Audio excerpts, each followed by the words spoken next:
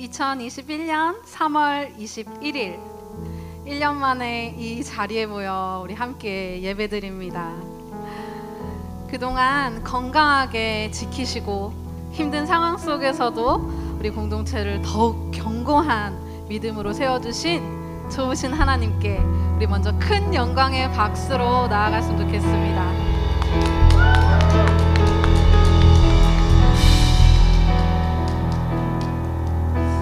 지금 이렇게 현장에서 예배 드리시는 분들도 계시고요, 또 스트리밍 통해서 예배 드리시는 분들도 계시는데요, 여기 계신 분들 오랜만에 우리 만났잖아요. 앞뒤 좌우 함께 인사하면 좋겠어요. 보고 싶었습니다, 사랑합니다, 이렇게 주위 분들하고 인사 한번 나눌까요? 보고 싶었습니다, 사랑합니다. 와, 이제 우리의 유일한 찬양과 경배의 대상이신 주님께 마음 다해 찬양합시다. 너무 그리웠던 이 시간, 주님을 향한 우리의 사랑과 경배와 갈망을 자유롭게 표현하며 그분의 이름을 높여드리기 원합니다. 아멘. 예수 사랑합니다.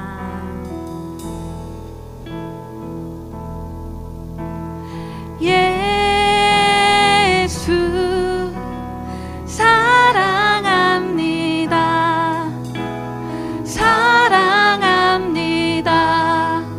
온 마음 다하여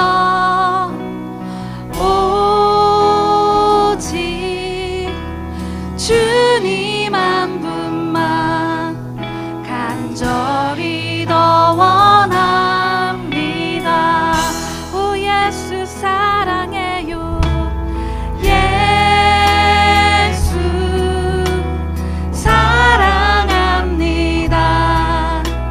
사랑합니다. 온 마음 다하여 오직 주님 한 분만 간절히 더 원합니다. 넘쳐나네 넘쳐나네 넘쳐나네 주를 향한 내 속에 갈망이 주님께로 날 이끌어 주소서. 주님을 더 원합니다.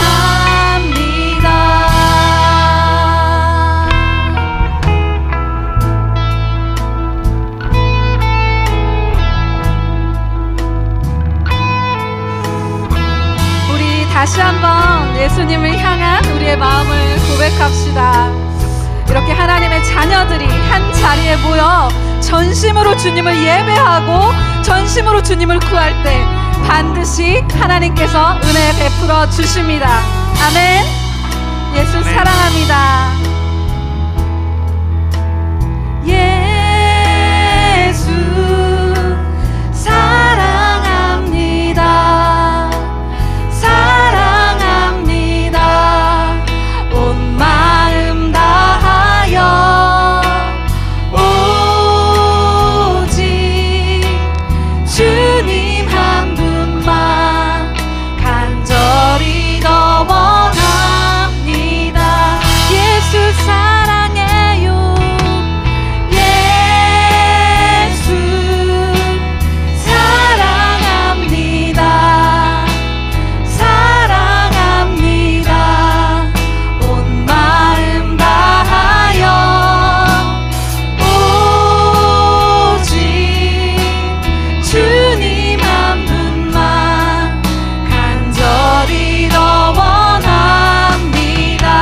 넘쳐나네 넘쳐나네 넘쳐나네 주를 향한 내 속에 갈망이 주님께로 날 이끌어 주소서.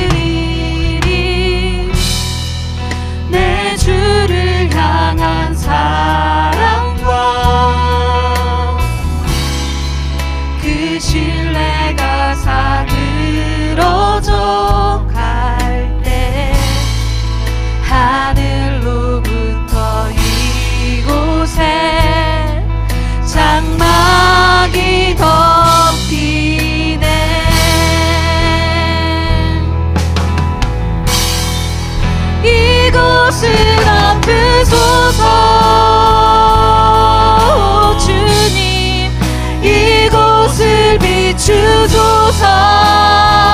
주님의 빛은 내 안에 무너졌던 모든 소망 다 회복하리니.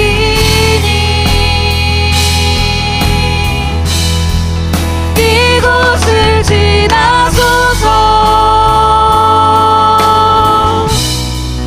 이곳을 만지소서.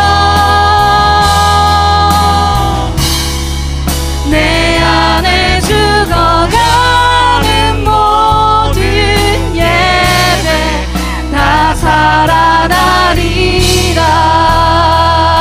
주 나를 덮으소서. 주 나를 덮으소서. 주 나를 비추소서. 내 안에 무너졌던 모든 소망 다 회복하리니. 주님 주 나를 지나소서. 주 나를 만지소서. 내 안에 죽어가는 모든 예배 다 살아나리라. 전심으로 한 번 더 고백합니다. 주 나를 덮으소서. 주 나를 덮으소서. 주 나를 비추소서. 내 안에 무너졌던 모든 소망 다 회복하리니. 주 안에 주 나를 지나소서. 주 나를 만지소서. 내 안에 죽어가는 모든 예배 다 살아나리라.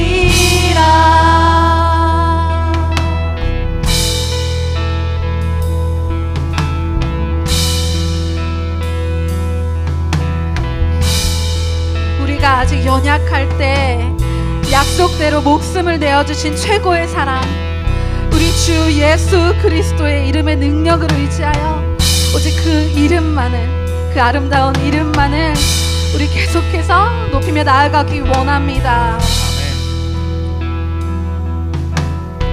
약할 때 강함 되시네.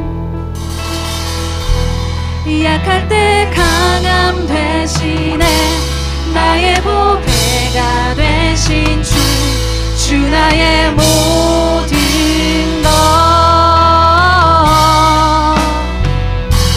주 안에 있는 보물은 나는 포기할 수 없네. 주 나의 모든 것. 예수 예수 어린 양 존귀한 이름.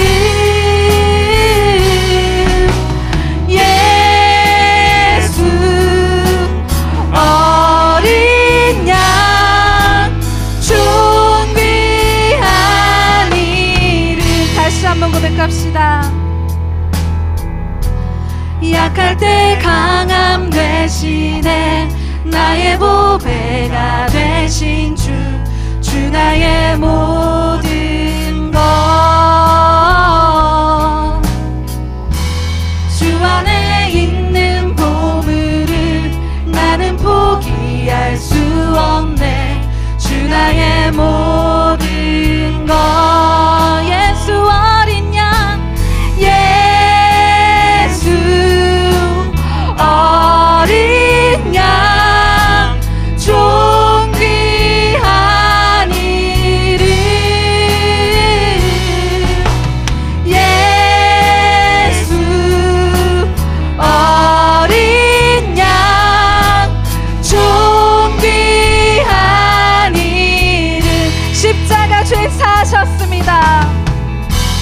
십자가 죄사하셨네. 주님의 이름 찬양해. 주 나의 모든 것. 쓰러진 나를 세우고 나의 빈잔을 채우네. 주 나의 모든 것. 예수 어린 양, 예수 어린 양, 존귀한 이름. 예수 어린 양, 존귀한 이름. 목소리 높여서 다시 고백합니다. 약할 때 강함 대신에 나의 보배가 되신 주, 주 나의 모든 것. 주 안에 있는 보물을 나는 포기할 수 없네. 주 나의 모든 것. 십자가 죄사하셨습니다. 십자가 죄사하셨네. 주님의 이름 찬양해. 주 나의 모든 것. 쓰러진 나를 세우고 나의 빈잔을 채우네. 주 나의 모든 것. 예수 어린 양, 예수 어린 양, 존귀한 이름.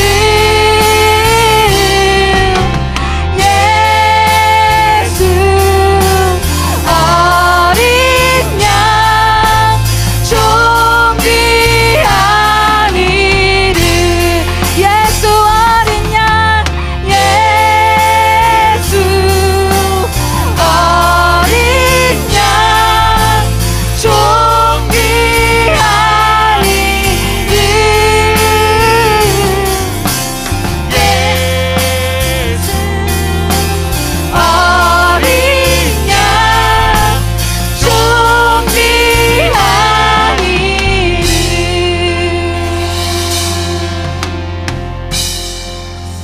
이 시간 함께 기도하기 원합니다. 지난 1년 동안 우리는 코로나라는 상황 가운데 그 어느 때보다 삶과 죽음에 대해 생각할 수 있는 많은 시간들이 있었습니다. 그리고 지금 우리는 사순절 기간을 지나고 있습니다. 예수님의 십자가의 그 죽음을 다시 한번 깊이 묵상할 수 있는 그런 시간이 될 것입니다. 존귀하신 어린 양 예수 그리스도께서 우리를 회복시키시고 우리를 그 풍성한 그 사랑 안에 살게 하시려고 우리 대신 죽으셨습니다. 이 시간 한 가지를 놓고 함께 기도하기 원합니다. 그 보혈의 사랑을 깨닫고 바르게 반응하는 내가 되겠다고, 십자가 사랑이 내 것이 되는 그런 2021년 패스오버가 되게 해달라고 주여 한번 크게 외치시고 함께 기도하시기 원합니다. 주여.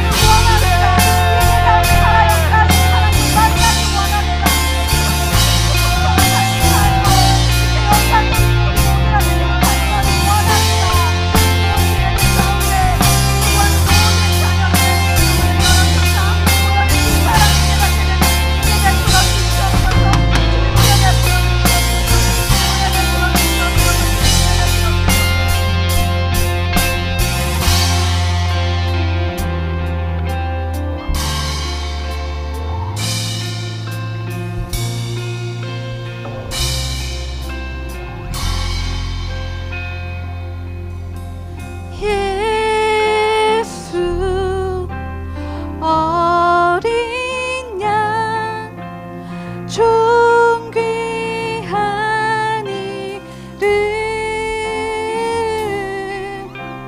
예수 어린 양 존귀한 이름.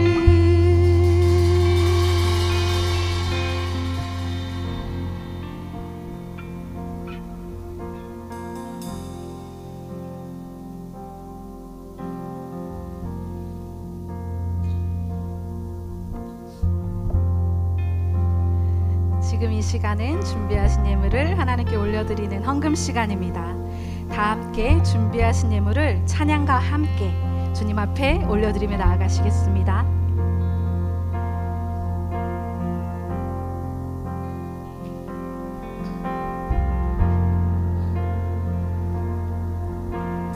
나의 모습 나의 소유 주님 앞에 모두 드립니다. 모든 아픔 모든 기쁨 내 모든 눈물 받아주소서.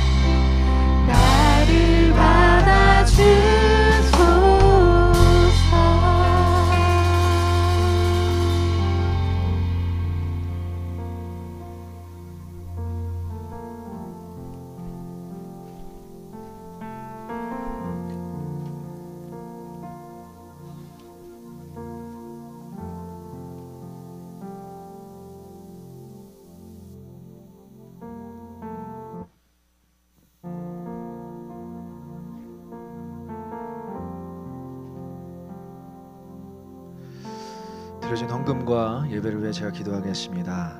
주님 참 감사합니다. 이렇게 아름다운 날을 주관해 주시고 주님께 신령과 진정으로 예배할 수 있는 마음 주심에 감사드립니다. 우리의 삶에 일어난 많은 고난과 어려움 중에도 우리를 눈동자같이 지켜보아여 주시고 순간순간 우리의 걸음을 인도하여 주셔서 오늘 이 은혜의 보좌 앞에 나오게 하셨습니다. 이 시간 이 예배 자리에서 주님의 얼굴만을 구하며 주님의 은혜를 구하며 받고 누리는 시간 되게 하여 주시옵소서. 우리의 죄된 연약한 모습 모두 예수 그리스도의 보혈의 능력으로 덮어주시고 어린 양의 그 희생 의지하며 예배드리는 우리 모두가 되게 하여 주시옵소서.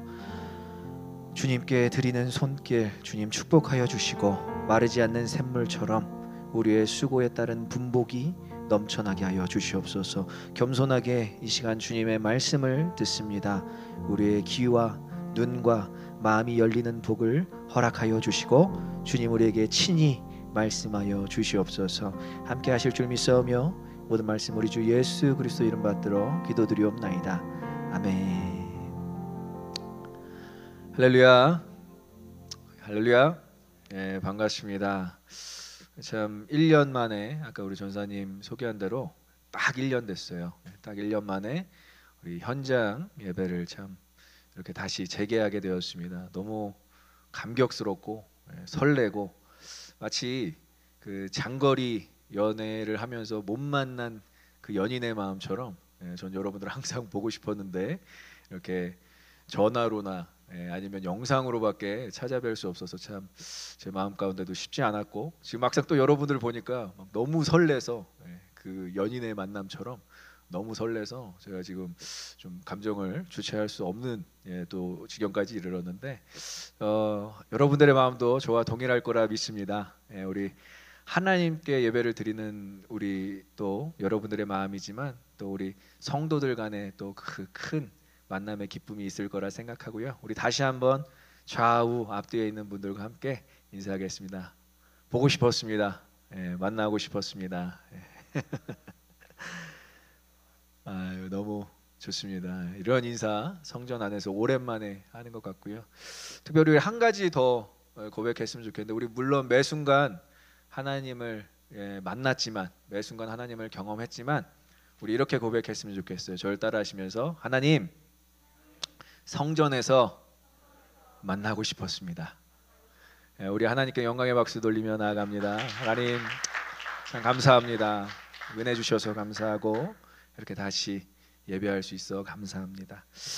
자, 몇 가지 제가 여러분들에게 전달사항 전달하고요. 말씀 보도록 하겠습니다. 이제 2시, 오후 2시에 딱 여기서 우리 전사님과 찬양팀의 찬양으로 예배가 시작됩니다. 여러분들 시간 현장 예배 오고 싶으신 분들은 꼭 참석하셔서 저기 열 체크 기계가 매주 저기에 비치될 예정이니까 여러분들 열 체크를 하시고 방명록을 적어주시고 서명을 하셔서 이제 예배에 참석하시면 되겠습니다. 그리고 이 예배는 또 우리 뒤에서 많이 또 수고하시는 분들 계시는데요, 스트리밍으로 라이브로 이제 유튜브로 진행이 됩니다. 그리고 송출이 됩니다.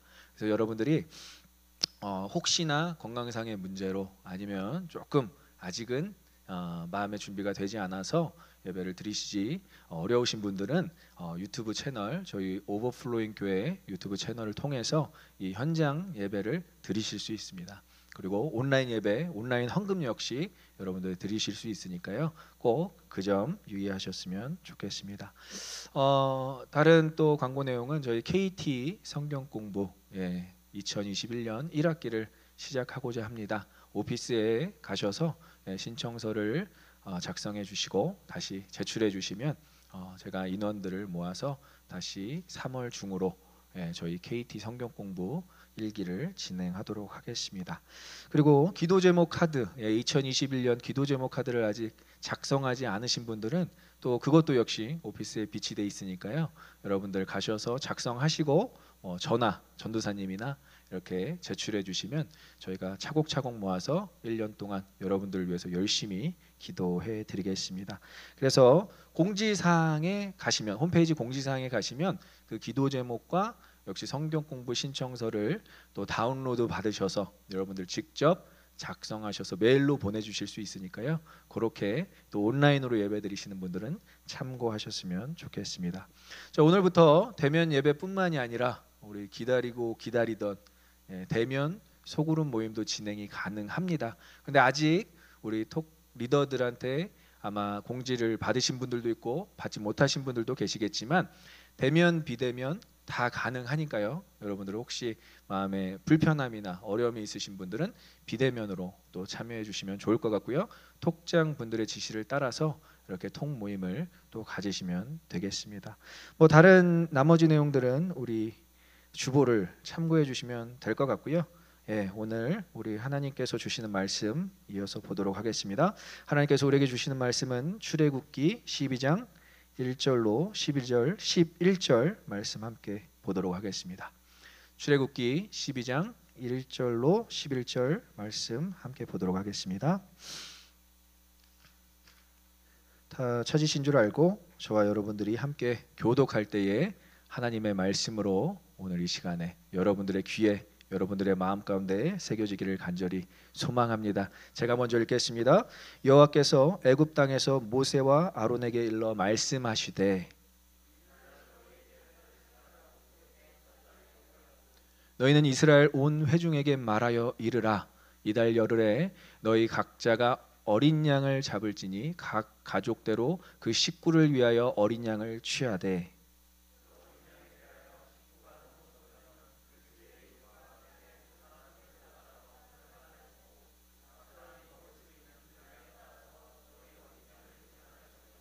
너희 어린 양은 흠이 없고 1년 된 수컷으로 하되 양이나 염소 중에서 취하고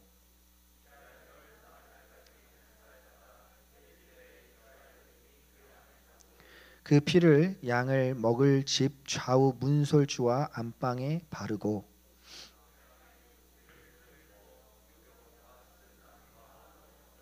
날 것으로나 물에 삶아서 먹지 말고 머리와 다리와 내장을 다 불에 구워 먹고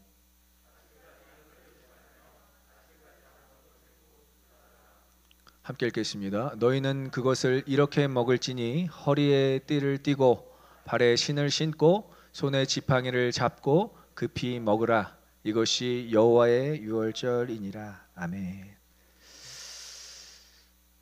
참, 오늘 본문은 여러분들이 잘 아시는 내용일 거라 생각합니다. 애굽 바로 왕이 이스라엘 백성들의 노예 제도를 포기할 수 없기에 이들을 꽉 붙잡고 내어놓지 않는, 모세가 아무리 권면하여도 듣지 않을 때에 9가지 재앙이 애굽에게 임하게 되지요.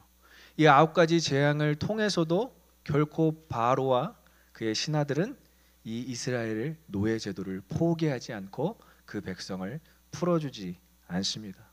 이 10장까지도, 출애굽기 10장까지도 이 애굽 바로는 절대 이스라엘을 포기할 수 없는 완악한 마음을 가지고 있다고 성경에서 묘사되고 있고요.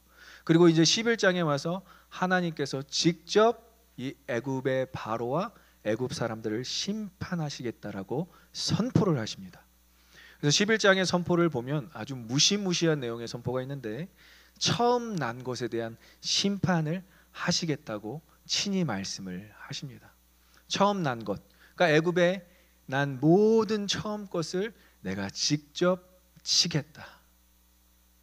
풀어서 얘기하면 죽이시겠다라고 엄명하십니다.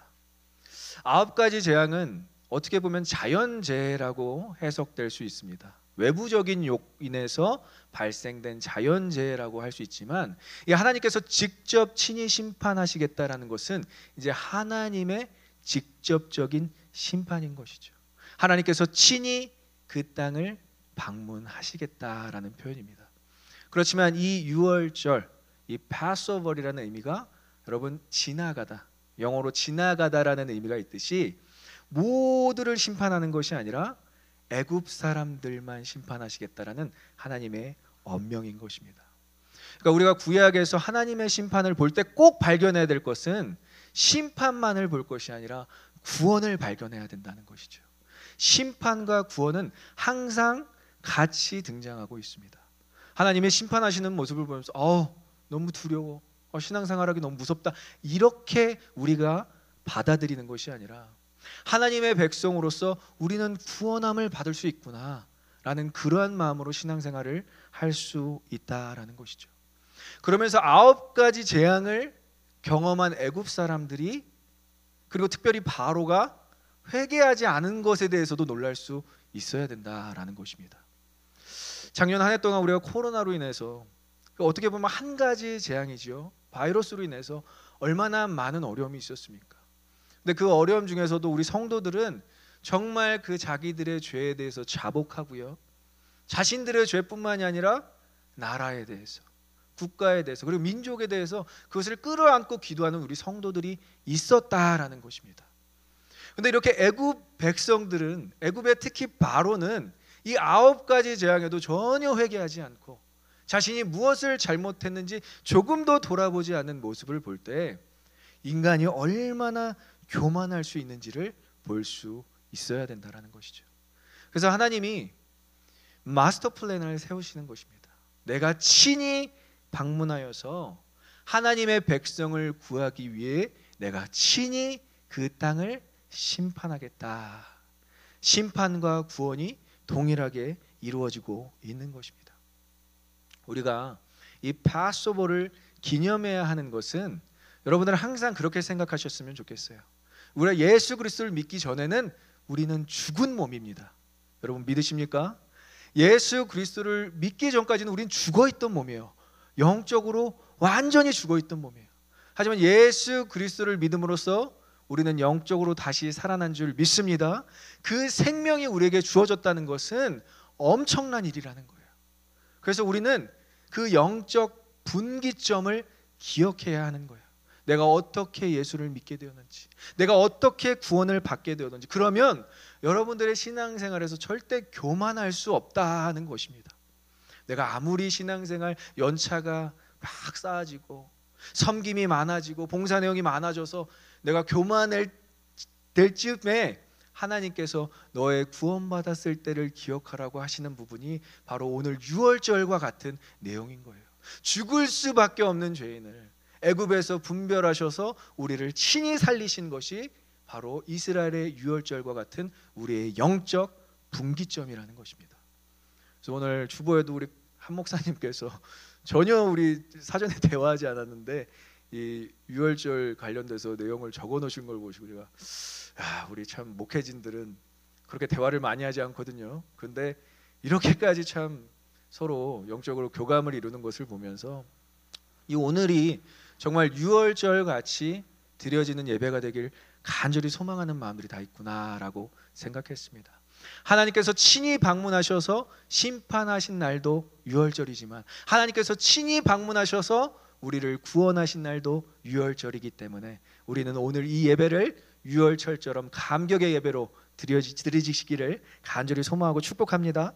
그래서 유대인들에게 이 유월절은 엄청난 영적인 의미가 있었다라는 거예요. 1절을 보게 되면 이렇게 나와 있습니다. 우리 1절을 다시 한번 보겠습니다. 읽어보겠습니다. 여호와께서 애굽 땅에서 모세와 아론에게 일러 말씀하시되, 동사가 두 번 나와요. 말하다라는 표현이 두 번이 나오고 있어요. 그러니까 영어로 얘기하면 and speak saying이라는 표현이 NIV 성경에 적혀 있습니다. 이것은 무엇을 얘기하냐면 하나님께서 강조하셨다라는 의미입니다. 하나님께서 뭐 두 번 실수로 말하신 게 아니라 이것을 친히 강조하셨다라는 표현이 히브리어로도 적혀 있습니다. 이것은 유월절에 대한 하나님의 직접적인 명령을 강조하고 있는 거예요. 물론 모세와 아론에게 이야기하고 있지만 60만 명에서 200만 명, 아이들과 아내들까지 포함하면 거의 200만 명이나 되는 그 백성들에게 하나님께서 직접 말씀하시는 내용이 하나님께서 일러 이르시되라는 표현인 것입니다. 그래서 출애굽 백성들이 목숨을 걸고 지켜야 하는 것이 바로 이 유월절이다라는 것을 여러분들이 알 수가 있습니다. 그리고 이 유월절이 한 해가 시작되는 첫 달로 기념되어지고 있어요. 한번 2절을 보겠습니다. 이 달을 너희에게 달의 시작 곧 해의 첫 달이 되게 하고, 유월절을 지내는 그 달을 해의 첫 달로 기념하라고 이야기하고 있어요. 이 해의 첫 달이 되는 것은 이제 유대인의 달력으로 3월에서 4월이거든요. 지금처럼 여러분 하늘이 맑고 꽃이 피는 3월과 4월을 의미하고 있어요. 이 3월과 4월에 이 이스라엘 백성들은 유월절을 기념하는데 이 새로운 달력 체계를 도입하는 것 자체가 완전히 유대인들에게는 새로운 개념이었다라는 것이죠. 이제 애굽에서의 삶이 아니라 하나님께서 인도하시는 그 광야의 삶, 그리고 가나안 땅까지 이들은 철저하게 하나님의 시간으로 살아가게 될 것을 강조하고 있으면서 이런 새로운 달력 체계를 도입하고 계시는 하나님의 모습을 볼 수 있습니다. 이것이 또 언제 일어나죠? 예수님께서 오셨을 때 동일하게 일어나는 거예요. 역사가 BC와 AD로 정해지잖아요. 그게 바로 또 새로운 달력 체계가 적용이 되면서 하나님의 시간, 우리는 그냥 시간을 살아가는 것이 아니라 하나님의 시간을 살아가는 사람들이 되는 것입니다.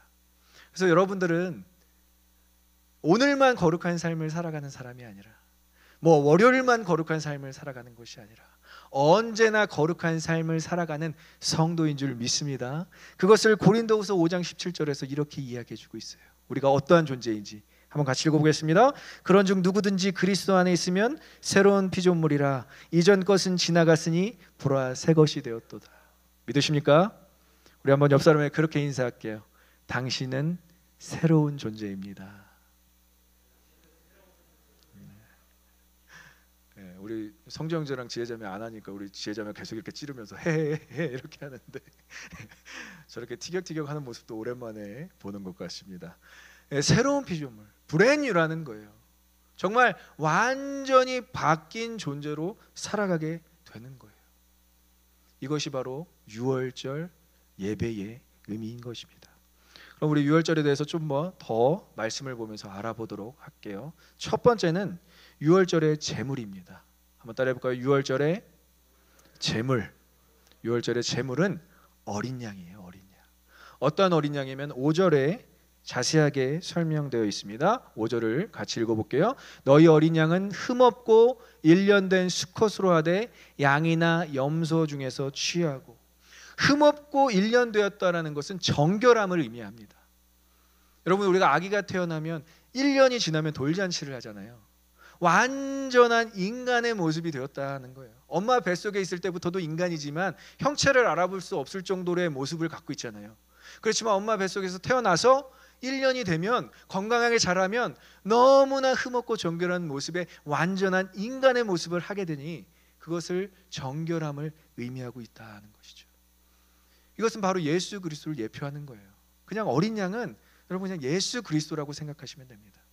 그래서 예수 그리스도를 예표하는 세 가지가 있는데 예수 그리스도의 완전성을 의미해요. 완전한 인간 되심과 완전한 하나님 되심을 의미하고요.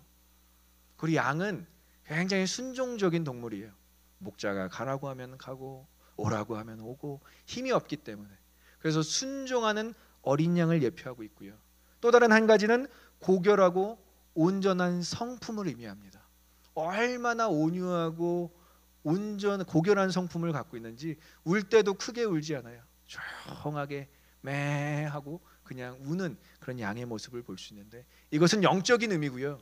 좀 더 실질적인 의미는 이 어린 양, 이스라엘의 이 어린 양은 딱 한 식구가 먹기 딱 적당한 양이었어요. 하나님은 과하지도 덜하지도 않은 그 한 가정이 먹을 만한 양의 양을 준비했다라는 것입니다. 1년 된 양은 적당한 크기, 딱 한 식구가 모여서 먹을 만치 크기가 되었다라는 것이죠. 근데 이 어린 양을 우리가 생각할 때 이 본문을 보면 2절을 보면 5절을 보면 그냥 취했다, 선택했다. 여러분 이렇게 보시면 안 돼요. 이 단어는 라카흐라는 단어인데 하나님께서 선택했다라는 표현은 이 왕을 세우실 때 했던 표현과 동일합니다.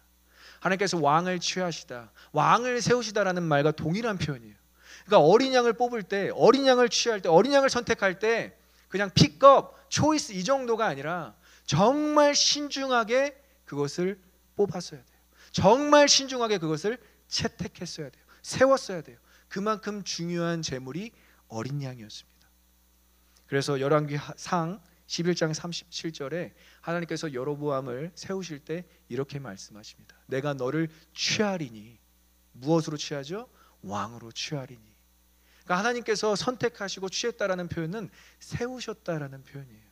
그냥 단순히 지나가는 사람 이렇게 픽업하고 지나가는 사람 야 일로 와봐 이런 차원이 아니라 하나님께서 친히 선택하신 어린 양이 있다. 그러니까 사람의 눈으로 이것을 분별하려면 안 되고요. 정말 영적인 눈으로, 영적인 마음으로 그 어린 양을 선택했어야 됐다라는 것이죠. 그리고 이 어린 양을 선택해서 먹으라고 주님께서 말씀하십니다. 먹는 것에도 역시 의미가 있어요. 뭐죠?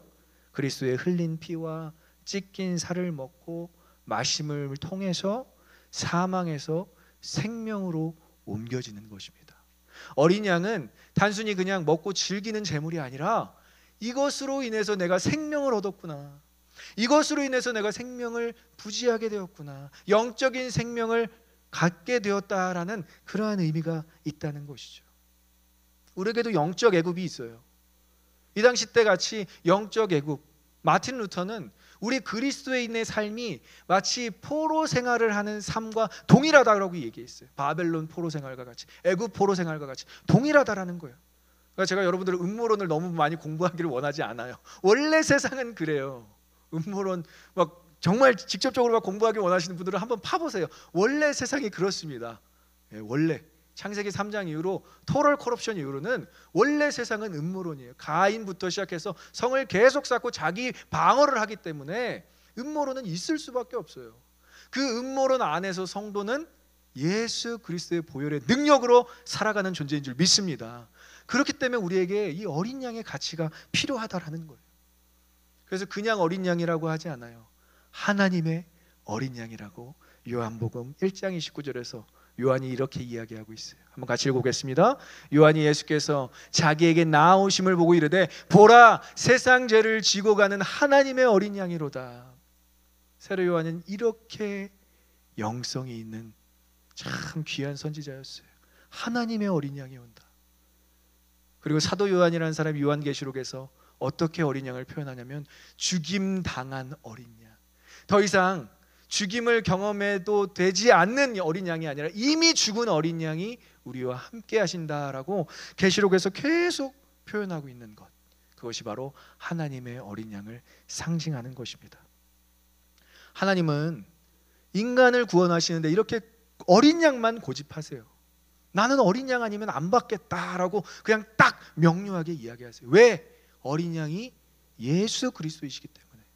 그러니까 다른 것으로는 우리가 구원받을 수가 없어요, 여러분. 원웨이입니다. 원웨이. 오직 예수만 우리를 구원하실 수 있는 줄 믿습니다. 그것을 믿고 살아가는 것이 성도의 삶이에요. 근데 우리가 다른 데 구원이 있다고 착각하며 사는 순간 우리는 신앙이 점점점 줄어들게 되고 믿음이 약해지게 되는 거예요. 하나님을 제대로 볼 수 없게 되는 거예요.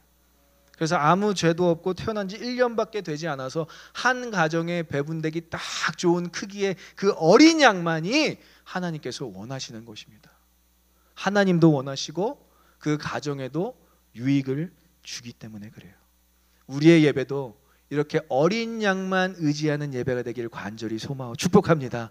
오늘 우리가 찬양 드렸잖아요. 예수 어린 양 존귀한 이름. 그 이름 붙잡고 예배에 나아가는 거예요. 우리의 예배 현장이 그렇잖아요. 정말 이 예배 현장이 그냥 녹화로 이루어질 때도 있었고 대면으로 이루어질 때도 있었고, 근데 매 순간 방법만 달랐지만 계속 우리의 예배는 멈추지 않았다라는 거예요. 한 번도 쉬지 않았다라는 거예요. 왜 가능했느냐? 물론 수고하고 애쓴 섬김의 손길들도 있었고 희생한 많은 분들의 노고도 있었지만 어린 양이 있었기 때문에 이 예배가 가능했던 것입니다.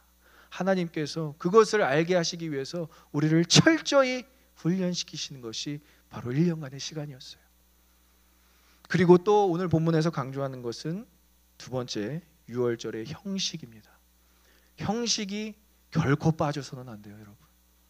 유월절의 형식 따라해 볼까요? 유월절의 형식, 거룩입니다. 거룩. 자, 우리가 이 거룩이라는 것을, 여러분, 제가 매번 설교 때마다 얘기하지만 거룩은 그 존재가, 우리 피조물이 있어야 될 자리에 있는 것이 거룩입니다. 그래서 하나님께서 우리를 이 예배 자리 가운데 보내셨다는 것 자체가 우리에게는 거룩이고요. 우리의 삶의 자리 가운데 최선을 다해서 살아가는 것 자체가 여러분 거룩이에요. 막 거룩하려고 노력하지 않아도 하나님께서 보내신 그 자리에 만족하며 살아가는 것 자체가 여러분들의 거룩입니다. 그런데 유월절에는 특별히 하나님이 원하시는 것을 강조하셨어요. 이것이 거룩이다 라고 강조하셨는데 4절을 한번 같이 보도록 하겠습니다. 4절 어떠한 형식이 주어졌는지. 그 어린 양에 대하여 식구가 너무 적으면 그 집의 이웃과 함께 사람 수를 따라서 하나를 취하며 각 사람이 먹을 수 있는 분량에 따라서 너희 어린 양을 계산할 것이요. 자, 어린 양을 잡았어요. 식구가 먹기 위해서 배분을 했습니다. 근데 그 양이 너무 많은 거예요. 식구가 적어서. 그럼 어떻게 하라고요? 그것을 나눠주라고요. 나눠주라고. 어린 양을 준비하지 못한 가정이 있을 거예요. 떨었을 거예요. 조만간이면 패스오버가 시작되는데 하나님이 분명히 심판하시겠다고 했는데 막 떠는 가정이 있을 거예요. 그 가정에 찾아가서 어린 양을 주라는 거예요. 남은 어린 양을. 이거 무엇을 의미합니까? 오이코스를 이야기하고 있어요. 오이코스. 주 예수를 믿으라. 그리하면 너와 내 집이 구원을 받으리라. 믿으십니까? 우리만 구원받는 것이 아니라 우리에게 속해 있는 모든 사람들 있잖아요. 그 사람들까지도 덩달아 구원받게 되는데 언제? 어린 양을 나눌 때. 어린 양을 나눌 때. 그러니까 우리 이사 왔다고 막 떡 나눌 때 왜 잘 부탁드립니다 이런 차원이 아니에요. 진짜 복음을 나누는 거예요. 진짜 복음을. 그 예수 그리스도를 나누는 행위가 바로 오늘 어린 양을 나누는 행위인 것입니다. 그래서 어린 양에 따른 식량의 배분이 철저하게 이루어져야 되는 것이 나와 있는 거예요. 식구가 막 적은데 그것을 막 억지로 먹으려고 하지 말고 남으면 그 어린 양을 충분히 취하고 필요한 곳에 나눠주라고 이야기하고 있어요. 그러한 형식이 주어지고 있습니다. 또 7절에는 이러한 형식이 주어지는데 7절에는 문 좌우 설주와 안방에 어린 양의 피를 바르라고 그러한 형식이 나와 있어요. 이것은 문 설주라는 것은 문 윗기둥을 의미하고 있어요. 좌우 기둥과 윗기둥을 의미하고 있는데 이것은 하나님께서 친히 그 어린 양의 피를 보실 수 있는 표식을 잡아놓는 것입니다. 그래서 각 출입구에 그 어린 양의 피가 묻어 있다면 하나님께서는 그 집을 그냥 지나가시는 거고요. 어린 양의 피가 묻어 있지 않다면 그 집 역시도 심판을 받을 수밖에 없게 되는 그러한 형식을 하나님께서 이야기하고 계세요. 이것은 주술적인 행위가 아닙니다, 여러분. 주술적인 행위가 아니라 어린 양의 피가 그만큼 중요하다라는 거예요. 어린 양의 피가. 그래서 여러분 피는 물보다 진하다고 하지 않습니까? 피가 묻어있는 곳을 보면 여러분 어떠한 마음이 들어요? 두려움도 생기지만 경각심이 생기는 거예요. 나도 피를 흘릴 수 있구나. 제가 저기 주중에 저희 박경일 목사님하고 같이 저 땅 까면서 삽질하다가 제가 손을 좀 다쳤거든요. 여기 좀 보이시나요? 피를 살짝 흘렸는데 나이가 드니까 이게 잘 안 낫더라고요. 뭐 이렇게 약도 바르고 했는데, 근데 이걸 볼 때마다 제가 느끼는 마음이 나이가 들었구나 이게 아니라 그래도 열심히 일했구나라는 그 마음에 좀 볼 때마다 참 자랑스럽고 또 제 마음 가운데 경각심이 생기더라고요. 피라는 것은, 상처라는 것은, 그리고 어린 양의 희생이라는 것은 그렇게 우리의 마음 가운데 새겨지는 거예요. 이것을 그냥 지울 수가 없어요. 그래서 생명의 존엄성을 우리가 발견할 수 있고요, 창조주의 권위를 인정할 수 있는 것이 피가 되는 것입니다. 그리고 더 중요한 것 여러분들 알려드릴게요. 자, 사건 조사할 때 뭐죠? 뭘 보죠? 혈흔을 봐요. 혈흔을. 피가 묻어 있으면 분명히 그곳에서, 그 장소에서 살인 사건이 일어난 거잖아요. 왜 어린 양의 피가 애굽의 각 집마다, 이스라엘 백성들이 살았던 애굽의 각 집마다 하나님께서 표식을 남겨놓으시라고 하셨을까요? 애굽 백성들이 보라고. 애굽 백성들도 그 구원의 역사에 참여하게 되는 거예요. 장자만 잃고 끝나는 것이 아니라, 그래서 이 이야기는 라합의 이야기와 동일하게 연결이 됩니다. 라합이 붉은 줄을 내리잖아요. 표식으로 예수 그리스도의 피를 내리는 거예요. 어린 양의 피도 똑같다는 거예요. 이 표식을 이제 이스라엘 백성들은 애굽을 떠납니다. 더 이상 볼 사람들이 아니에요. 이 피를 누가 보느냐? 애굽 사람들이 보는 거예요. 우리가 하나님이 우리를 저렇게 심판하셨지. 어떤 피를 보면서? 하나님의 어린 양의 피를 보면서. 그러니까 하나님이 우리를 사랑하시고 우리를 구원하시지만 안 믿는 사람들을 그냥 방치해 놓으신다고 생각하시면 안 돼요, 여러분. 그래서 우리는 십자가의 표시가 필요한 겁니다. 예수 그리스도의 피 묻은 십자가가 우리에게 필요한 거예요. 저 여러분들 이렇게 십자가 목걸이 하고 계시는 분들 저 너무 참 칭찬하고 싶어요. 근데 그리스도인들 이렇게 표시하는 거 싫어서 이렇게 목걸이 뒤로 감추시고 이러시지 마세요. 저도 결혼했을 때 결혼 반지가 십자가 마크였거든요. 좀 성격이 그때는 좀 강해서 내가 주먹으로 이렇게 때리면 십자가 표시를 남기겠다 뭐 이렇게 그렇게 십자가 표시를 한 반지를 차고 다녔는데, 여러분 그 표식에 대해서 여러분들 꼭 기억하셨으면 좋겠어요. 애굽에 남겨진 표식이에요. 광야에 남겨진, 가나안 땅에 남겨진 표식이 아니라 하나님의 어린 양의 그 피는 애굽에 남겨진 표식입니다. 그래서 이 형식은 너무나 중요해요. 십자가 목걸이 그거 달고 다닌다고 아니라는 거예요. 그 십자가가 여러분들의 정체성을 알려줄 수 있는 내용이에요. 크리스천들이 얼마나 이 땅 가운데서 크리스천으로 살아가야 되는지를 알려주는 표식입니다. 자, 여기까지 형식이, 여기까지면 충분하다고 생각하는데 또 형식이 있어요. 8절에 어떤 형식이 있냐면 무교병과 쓴나무를 같이 어린 양과 먹으라고 말씀하십니다. 이 무교병은 과자같이 생긴 거예요. 누룩을 넣지 않고 반죽을 하지 않아서 원래 떡으로 만들어야 유교병이 되는데 무교병은 과자가 되기 전, 떡이 되기 전 과자같이 생긴 거예요. 이 누룩을 죄라고 표현하기 때문에, 그리고 누룩을 썩은 발효식품으로 표현하기 때문에 누룩을 넣지 않고 반죽을 하지 않은 채로 먹어야 하나님의 거룩을 의미한다라고 이야기하는 거예요. 근데 이것은 단순히 형식을 의미하는 게 아니라 빨리 먹어야 되기 때문에, 누룩을 써서 죽을 써서 떡을 만들어서 먹을 시간이 없고 이것을 빨리 먹어야 애굽에서 탈출할 수 있기 때문에 빠른 식량을 의미하는 거고요. 쓴 나물은 애굽 생활에서의 고난을 의미하고 있어요. 그러니까 이 유월절을 지킬 때마다 이들은 애굽 생활을 기억할 수밖에 없어요. 이 쓴 나물은 얼마나 썼는지, 이 단어 자체가 마라라는 단어에서 파생된 단어인데 얼마나 썼는지 아주 막 아이들은 기겁을 했다라고 그래요. 왜 이걸 먹어야 되는지. 그러니까 무교병과 쓴 나물은 결코 맛있는 음식이 아니에요. 하나님은 이런 음식을 통해서 자신의 구원 역사를 어떻게 이루어지는지 형식을 이야기하고 계십니다. 그래서 신명기에서 이 유월절에 대해서 다시 한번 이야기할 때 이렇게 다시 한번 강조하고 있어요. 그럼 같이 읽어보겠습니다. 유교병을 그것과 함께 먹지 말고 이래 동안은 무교병 곧 고난의 떡을 그것과 함께 먹으라. 이는 내가 애굽 땅에서 급히 나았음이니 이같이 행하여 내 평생에 항상 내가 애굽 땅에서 나온 날을 기억할 것이니라. 아멘.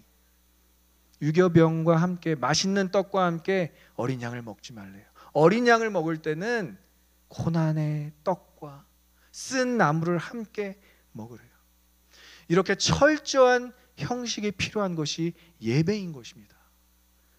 이것을 어디에 발견할 수 있냐면, 여러분, 우리 1년 동안 온라인 녹화 예배하면서 정말 여러분 그냥 녹화된 것 같죠? 정말 짜임새 있는 스케줄과 함께, 타임라인과 함께, 누구는 뭘 섬겨야 되고 누구는 어디 있어야 되고 몇 시 몇 분에 우리가 찬양 연습을 끝나야 되고, 이런 것이 굉장히 철저하게 계산된 상태에서 녹화를 진행했어요. 왜냐하면 그러지 않으면 녹화가 제대로 이루어질 수 없으니까. 그러니까 한 사람도 불평불만하지 않고 그 예시, 그 형식에 참여하는데 최선을 다했어요. 우리 1년 동안 섬겨준 온라인 녹화 예배팀에게 우리 박수로 위로와 감사와 진짜 매주 제가 볼 때마다 제가 너무 감격해서 너무 은혜가 돼서 그 모습 자체가, 근데 그 형식을 지켜내는 모습 속에서 하나님의 거룩함이 보이고요. 그 자리를 지켜내는 자리 가운데서 그 거룩함의 역사하심이 막 일어나는데, 그게 우리의 온라인 녹화 예배의 현장이었어요.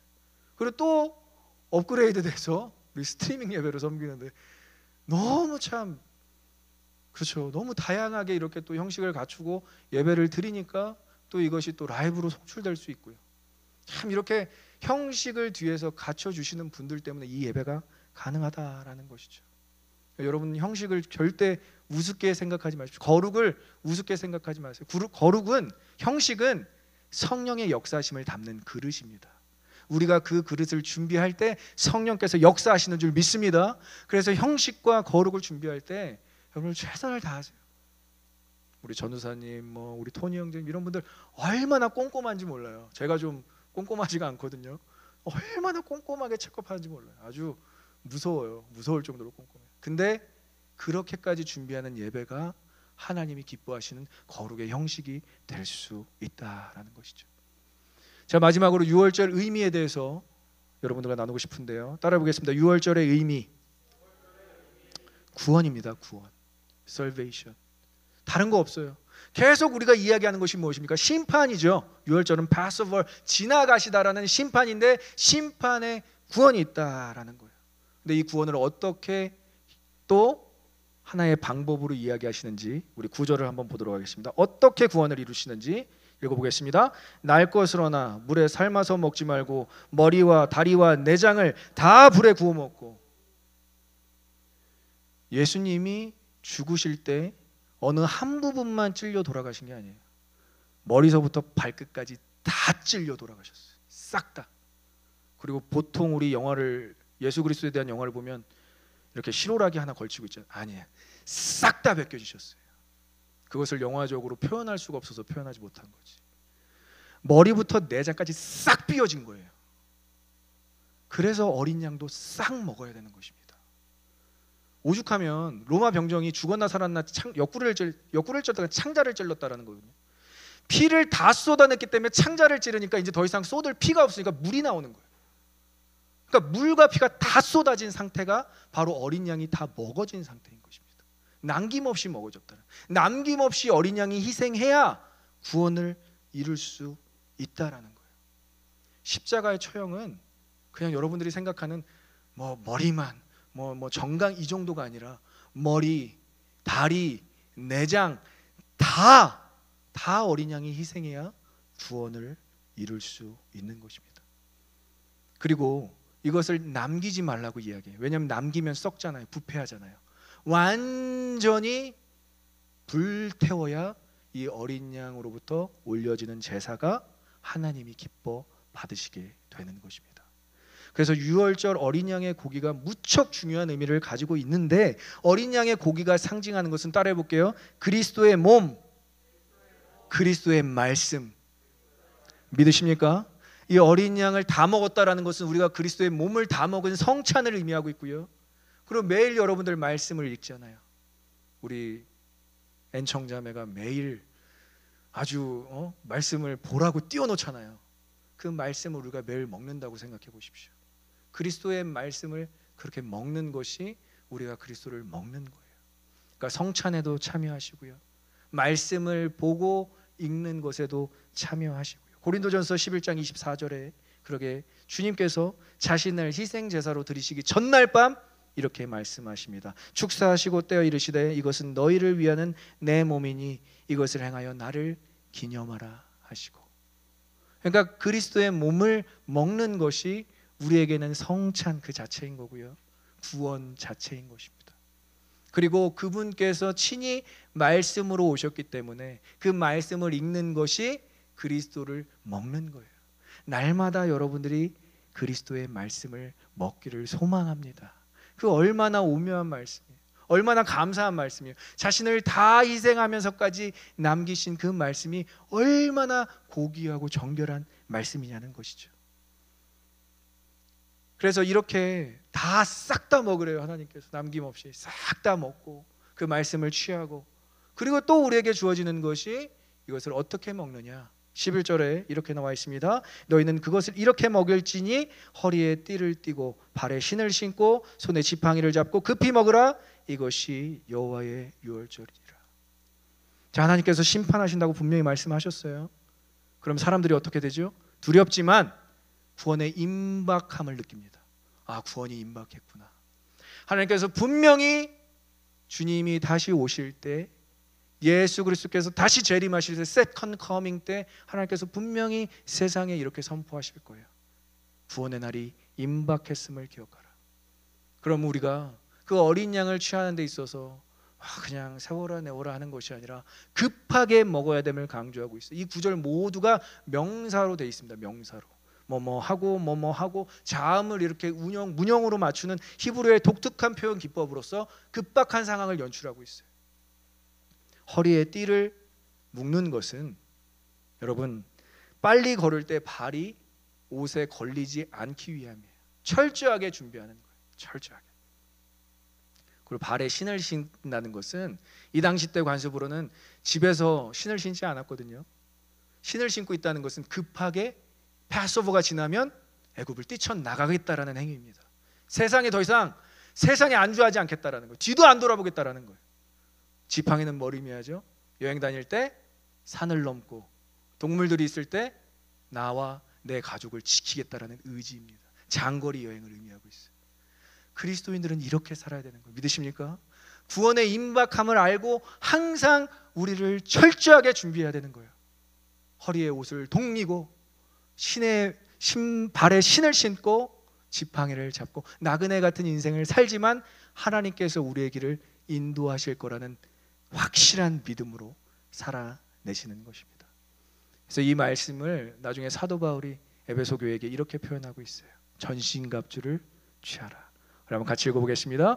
그러므로 하나님의 전신갑주를 취하라. 이는 악한 날에 너희가 능히 대적하고 모든 일을 행한 후에 서기 위함이라. 믿으십니까? 전신갑주를 입고 살아내시는 저와 여러분들이 되시길 간절히 소망하고 축복합니다. 그게 유월절을 준비하는 우리의 마음이라는 거. 매 순간 여러분, 예배 올 때 우리가 그냥 오지 않잖아요. 오늘은 정말 영적 전쟁 하겠습니다. 나의 문제, 나의 가정의 문제, 나의 직장의 문제, 나의 학업의 문제, 이거 하나님 해결해 주지 않으면 나 이 본당 떠나지 않을 거예요. 기도의 자리 포기하지 않을 거예요. 이런 각오로 오시잖아요. 그럼 여러분, 그렇게 허리를 꽉 동여 매시고요, 정말 신발을 딱 신으시고요, 세상과 전쟁을 치르시기 위해서 지팡이를 딱 잡으시고 세상아 덤벼라라고, 그러한 마음으로 우리가 살아내야 되는 것입니다. 유월절은 이렇게 많은 영적 의미를 포함하고 있는 거룩한 예배를 의미하고 있습니다. 우리 찬양팀 나와볼까요? 찬양팀 나와주시고, 유월절을 묵상하면서 제가 가족을 좀 묵상하는 시간을 가졌습니다. 가족들, 저의 가족들 말고 그냥 가족을 묵상해 보았어요.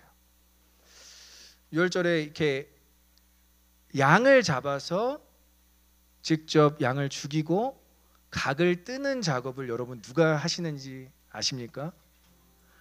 아버지들이에요. 아버지들이 이 명령을 듣고요, 경각심을 갖고, 와, 내가 잘못하면 우리 가족 다 죽어나가겠구나 라는 마음으로 아버지들이요, 양을 직접 잡고요, 양을 직접 죽이고요, 양을 직접 불살라서 가족들에게 나눠주는 것까지 아버지의 역할을 합니다. 출애굽 전에는요, 제사장 제도가 아직 도입되지가 않아서 아버지들이 너무 중요했어요. 아버지들이. 그 당시 때 아버지들이 너무 중요했어요. 아버지들이. 그러니까 이 아버지가 조금만이라도 잘못하면요, 아이들이 그랬을 거 아니에요. 아버지, 이 무교병 맛없어 죽겠어요. 그러면 아버지가, 아니야, 이거 먹어야 돼. 하나님께서 허락하신 거예요. 아버지들이 그렇게 얘기했어야 됐고요. 아버지, 이거 쓴나물 먹기 싫어 죽겠습니다 얘기하면, 아니야 아들아, 딸아, 이거 쓴나물 같이 먹어야 돼. 이거 우리의 고난을 상징하는 거예요. 꼭 같이 먹어야 돼. 아버지들이 그렇게 훈육을 했어야 되는 것입니다. 그럼 우리에게, 이 시대에게, 우리에게 전달하는 그것은 무엇일까? 예배에 있어서 가장이 너무 중요하다라는 거예요. 가장. 한 가정의 가장이 너무 중요한, 제사장 역할을 할 수 있을 정도로 가장이 중요하다라는 거예요. 코로나 때 하나님께서 다 가정으로 돌려보냈어요. 다 가정으로. 진짜 예배 교회 나올 수 없도록 하나님께서 다 가정으로 돌려보냈는데, 우리 막 가장들이 막 공격을 받기 시작합니다. 가장들이 막 목사님 힘들어 죽겠어, 신앙생활 포기하고 싶어, 별의별 얘기가 다 들렸어요.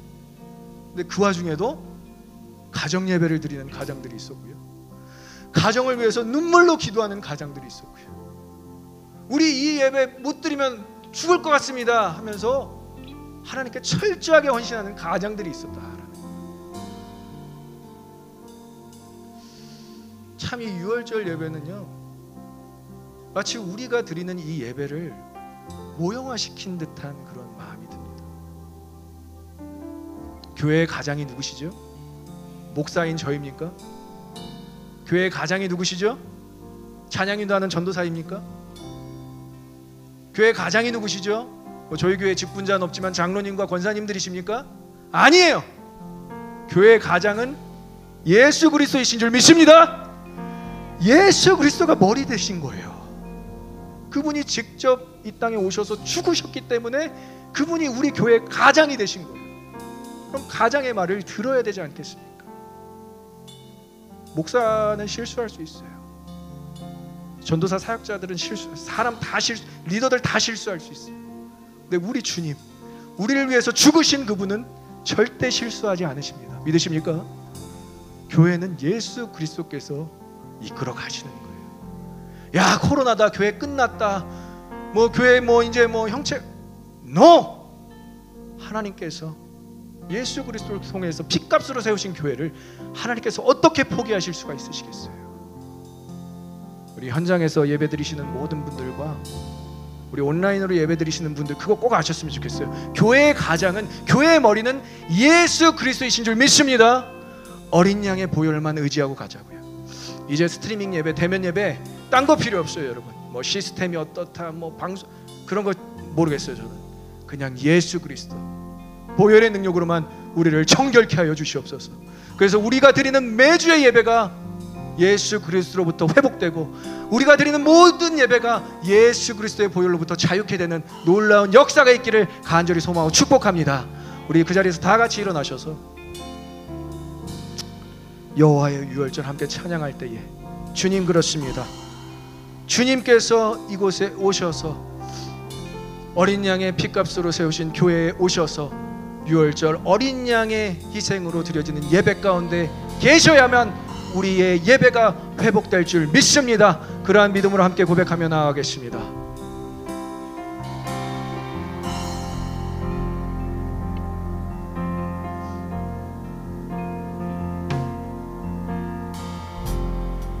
지극히 높은 주님의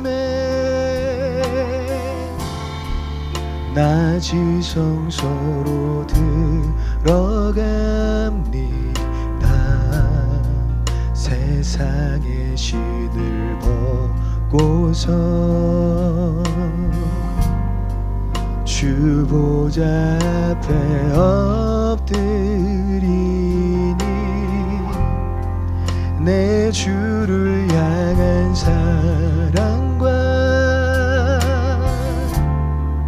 그 신뢰가 사그러져 갈 때 하늘로부터 이곳에 장막이 덮이네. 다시 한번 고백하며 지극히 높으신 주님의, 지극히 높은 주님의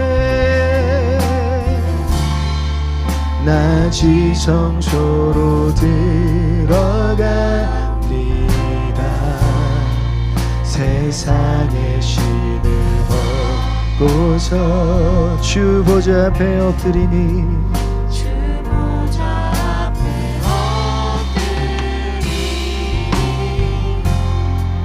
내 주를 향한 사랑과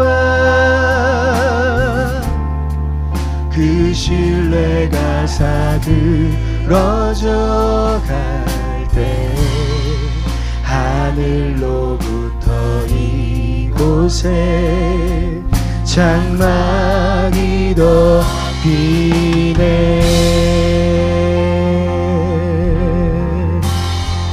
이곳을 덮으소서, 이곳을 비추소서. 내 안에 무너졌던 모든 소망 다 상복하리니 이곳을 지나소서. 이곳을 만지소서. 내 안에 죽어가는 모든 예배 다 사랑. 다시 한번 우리 믿음의 고백으로 이곳을 덮으소서. 이곳을 덮으소서. 이곳을 비추소서. 내 안에 무너졌던 모든 소망 다 회복하리니 이곳을 지나소서. 이곳을 만지소서. 내 안에 죽어가는 모든 예배.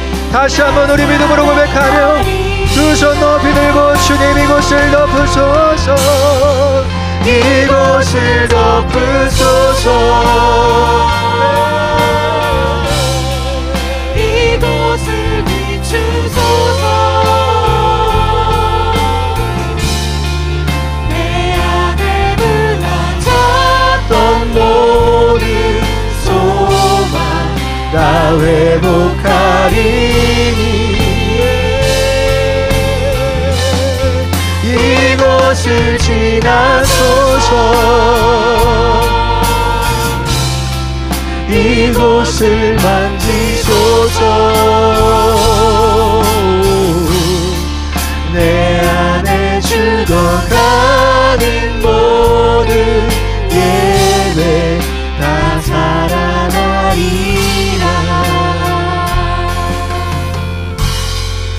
이곳을 덮으소서. 이곳을 비추소서. 내 안에 무너졌던 모든 소망 다 회복하리니 이곳을 지나소서. 이곳을 만지소서.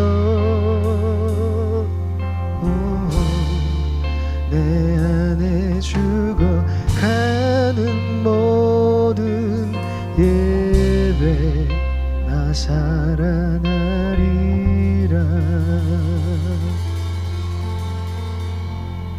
주님 이곳에 우리와 함께 하시는 줄 믿습니다.